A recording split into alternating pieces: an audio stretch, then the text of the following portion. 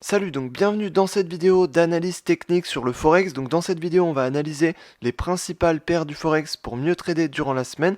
Donc cette semaine, on a eu également une panique sur les marchés, donc un peu comme la semaine dernière, mais finalement c'est aussi arrivé sur le Forex. Donc sur le Forex, on a eu aussi des mouvements qui étaient forts. D'ailleurs, on le voit depuis quelques semaines, on a des mouvements qui sont beaucoup plus volatiles que les semaines qu'on avait avant et que les mouvements qu'on avait avant. Donc simplement, on a des mouvements qui sont très volatiles et c'est pas parce qu'on trade le Forex qu'on est à l'abri de la panique qui se passe sur les marchés. On est tout à fait dans cette panique de marché, même sur le Forex. Donc ici, en tout cas, on va commencer par la paire euro-dollar. Donc sur la paire euro-dollar, on voit qu'on avait rebondi sur le niveau ici des 1,08. Donc on avait rebondi dessus. Ensuite, on était parti fortement à la hausse. On avait franchi le niveau des 1,12 ici, donc qui était un niveau de résistance important. On était venu sur le niveau des 1,13. On l'a franchi. On est venu sur le niveau des 1,14 ici. On est venu rebondir un peu plus haut ici jusque sur le niveau des 1,15 et ensuite on est reparti à la baisse. Mais on pouvait très bien rebondir sur le niveau un petit peu plus bas, notamment ici le niveau des 1,11. Donc en tout cas ce qu'on voit ici c'est qu'on n'a pas forcément eu de rebond, en tout cas pas pour le moment. Donc ce qu'on voit c'est qu'on a eu un grand mouvement haussier et finalement on a la correction de ce mouvement. Donc on a un mouvement baissier qui suit. On arrive à peu près à la moitié du mouvement haussier qu'on avait eu précédemment et donc on est à peu près à la moitié ici au niveau des 1,11. Donc on a eu un grand mouvement haussier ici et ensuite on a eu un mouvement baissier de correction. Donc cette semaine, on a corrigé à peu près la moitié du mouvement qu'on a eu la semaine dernière. Donc finalement ici, on est simplement parti dans une correction.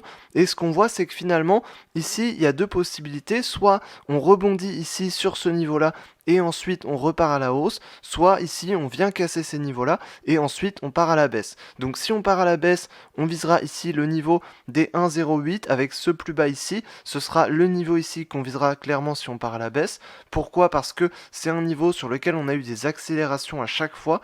Donc on voit que ici, quand on a eu un mouvement baissier, on est venu rapidement sur ce niveau. Et on voit que quand on a eu un mouvement haussier à partir de ce niveau, on est parti très rapidement. Donc ici, si on casse le niveau des 1,11 ici, on partira plus à la baisse. Et on visera d'abord le niveau des 1,10, qui est également un niveau important. Et ensuite le niveau des 1,08 ici, avec ce plus bas ici. Donc si on casse le niveau des 1,11, c'est ce qui arrivera sûrement. Maintenant, pour l'instant, on est toujours au-dessus du niveau des 1,11. Et donc tant qu'on reste au-dessus de ce niveau, on restera plutôt haussier. Donc ici finalement, pour l'instant, je pense qu'on pourrait très bien partir sur un léger rebond sur ce niveau, mais voilà, il y a des chances qu'on casse ce niveau, donc pour l'instant c'est à voir. On est dans un moment où on a beaucoup de volatilité sur les marchés, on voit qu'ici on a des grandes bougies par rapport à ce qu'on a d'habitude. Habituellement on a un peu moins de volatilité, donc ici il y a une sorte de panique, et finalement ici à ce moment-là, on voit qu'on est sur un niveau, le niveau des 111, et ça va se jouer sur ce niveau, soit on rebondit sur ce niveau, soit on casse ce niveau. Donc si on rebondit dessus, on peut partir plus à la hausse, et si on casse ce niveau, on peut partir plus à la baisse. Je pense honnêtement qu'on pourrait venir tester ce niveau-là, et pourquoi pas même casser ce niveau-là pour partir un peu plus à la baisse, et venir tester au moins le niveau des 1,10 à mon avis. Pourquoi je dis ça? Parce que on a déjà franchi les niveaux de résistance et de support importants, notamment ce niveau ici, le niveau des 1,12. On a clôturé en dessous, et ensuite on est reparti à la baisse, et finalement on pourrait très bien réintégrer la tendance baissière qu'on avait, donc la tendance baissière de très long terme ici, et on pourrait très bien réintégrer cette tendance baissière ici, et dans ce cas partir plus à la baisse. Donc ici pour l'instant, je pense qu'on pourrait d'abord venir partir un petit peu retester ce niveau des 1,11, et ensuite venir tester le niveau des 1,10 à la baisse. Donc en tout cas on est sur un niveau de support important, et ça va se jouer sur ce niveau. De toute manière, je resterai quand même plutôt baissier sur le long terme et le très long terme sur cette paire, et puis sur le court terme ici, je resterai quand même plutôt baissier, même si on pourrait s'attendre à une petite correction pour ensuite repartir à la baisse. Ensuite sur la paire GBP-USD, donc livre sterling face au dollar américain, donc on voit que ici on a une tendance qui était plutôt baissière, et on voit que finalement ici on avait eu un mouvement haussier à partir de ce niveau des 1,28, donc on était parti plus à la hausse ici, on avait eu quelques bougies haussières, on avait franchi un niveau important, le niveau ici des 1,30, donc on avait clôturé au-dessus, et finalement ce que j'avais dit la semaine dernière, c'est qu'on pouvait partir un peu plus à la hausse pour ensuite potentiellement repartir à la baisse. Donc ici on avait un objectif qui était au moins sur le niveau des 1,31, donc on est venu sur cet objectif, on est venu même toucher le niveau des 1,32 ici, et ensuite on est reparti à la baisse pour s'intégrer dans la tendance baissière ici qu'on a depuis le début de l'année. Donc on a une tendance qui est plutôt baissière, et on est venu s'intégrer dans cette tendance en marquant un mouvement baissier à partir de ce niveau. Et donc ce mouvement baissier a été très fort et très rapide. Donc ce qu'on voit ici, c'est que en quelques bougies, on est venu sur les plus bas de la semaine d'avant, et on a même clôturé sous ces niveaux les plus bas, et on est parti encore plus bas justement. Donc ici on voit qu'on est parti clairement à la baisse sur cette paire, on voit qu'on a eu un mouvement qui était baissier, qui était très fort. On est venu sur les 1,26, on a clôturé en dessous, et on a clôturé même en dessous du niveau des 1,23, donc qui est un niveau assez important ici, et le prochain niveau finalement, c'est le niveau des 1,22, donc juste en dessous. Donc ce qu'on voit ici, c'est que clairement, on est parti à la baisse. Depuis le début de l'année, on est dans une tendance qui est plutôt baissière. Ici, on s'intègre tout à fait dans la tendance qui est plutôt baissière, même si le mouvement est particulièrement fort et particulièrement rapide. Donc ici, en tout cas, sur cette paire, je resterai plutôt baissier. Je pense que clairement, on pourrait continuer dans ce mouvement baissier. Le mouvement était vraiment très fort, était vraiment très rapide, et ça veut pas dire qu'on aura une correction qui arrivera tout de suite. Pourquoi? Simplement parce que le mouvement est fort, et donc ce mouvement pourrait très bien continuer jusqu'à ce qu'on ait un signe de rebond, et une fois qu'on aura un signe de rebond, on pourra partir sur un mouvement un peu plus haussier, ou au moins une correction. Donc en tout cas pour le moment, je resterai plutôt baissier sur cette paire. Je pense qu'on a plus de potentiel à la baisse, surtout en voyant un mouvement comme ça qui est aussi fort et qui est aussi rapide. Clairement, voilà, il faudrait s'intégrer dans ce mouvement baissier. En plus de ça, depuis le début de l'année, la tendance est plutôt baissière, et on pourrait tout à fait rejoindre les niveaux de support ici, donc le niveau de support des 1,22 et le niveau de support des 1,20 qui sont les supports les plus importants ici. Donc sur cette paire, je resterai clairement plutôt baissier pour cette semaine. Ensuite, sur la paire USD-Yen, donc dollar américain face au yen japonais, donc ici on avait un mouvement qui était clairement plutôt baissier depuis à peu près fin février. Donc on a eu un mouvement qui était vraiment très baissier, qui était très rapide, et on est venu quasiment toucher le niveau des 101 ici, et ensuite on a rebondi sur ce niveau, on est revenu sur les 105,5, donc juste ici. Et donc la semaine dernière, j'avais dit qu'on pouvait tout à fait marquer un rebond sur ce niveau-là. Donc finalement, on a marqué un rebond sur ce niveau-là.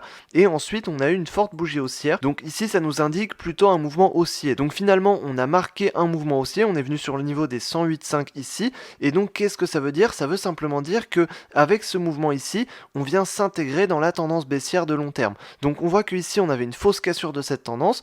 On a réintégré directement après. On a marqué un plus bas qui est à nouveau plus bas que les anciens plus bas, donc ce qui fait qu'on s'intègre là dans la tendance baissière, et ensuite on a marqué un petit rebond sur ce niveau-là, et ensuite on repart à la hausse. Donc qu'est-ce que ça veut dire?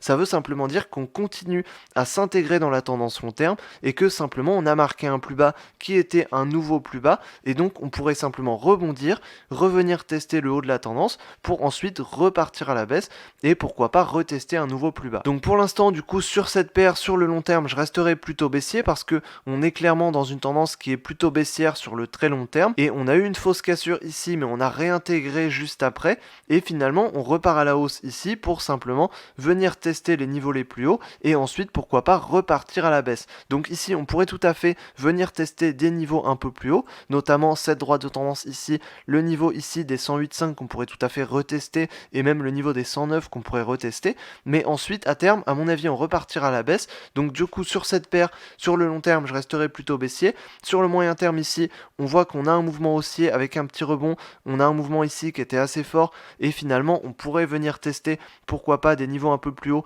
mais de toute manière à terme on repartira plutôt à la baisse à mon avis. Et donc sur le court terme ici, on est venu sur un niveau de résistance important, on a marqué un rebond avec cette mèche qui était assez important, et donc je pense qu'on pourrait tout à fait partir sur un petit rebond baissier pour pourquoi pas venir tester par exemple le niveau des 107 ici. Donc sur cette paire, je resterai plutôt baissier, même si on a marqué un rebond ici et qu'on a eu un mouvement haussier qui était assez important. Je pense qu'on a quand même plus de potentiel à la baisse. On pourrait venir tester des niveaux un peu plus hauts, ce serait tout à fait possible, au-delà du niveau des 108,5, par exemple le niveau des 109 et même le niveau des 110, mais à mon avis on restera toujours intégré dans cette tendance baissière pour le moment, et donc je resterai plutôt baissier sur cette paire pour cette semaine. Ensuite sur la paire USD4, donc dollar américain face au dollar canadien, donc on voit que ici depuis le début de l'année on a une tendance qui était plutôt haussière, et finalement on a rebondi rebondi sur le niveau des 1,33 ici, on a marqué un petit mouvement baissier, et ensuite on est parti plutôt à la hausse. Et donc la semaine dernière, j'avais dit qu'on pouvait tout à fait continuer cette hausse et revenir tester justement les niveaux qu'on était en train déjà de tester.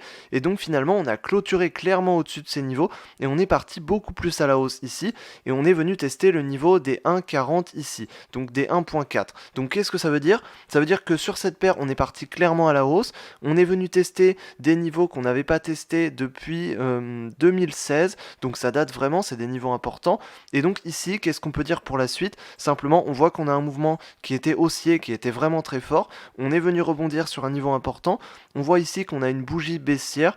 Donc qu'est-ce que ça veut dire? Ça veut dire simplement qu'on pourrait avoir un début de rebond. Donc le début de rebond a déjà commencé, mais on pourrait tout à fait avoir un rebond sur cette paire. Donc le rebond ici a déjà commencé, mais on pourrait très bien aller par exemple jusque sur le niveau des 1,37 ou même jusque sur le niveau des 1,36.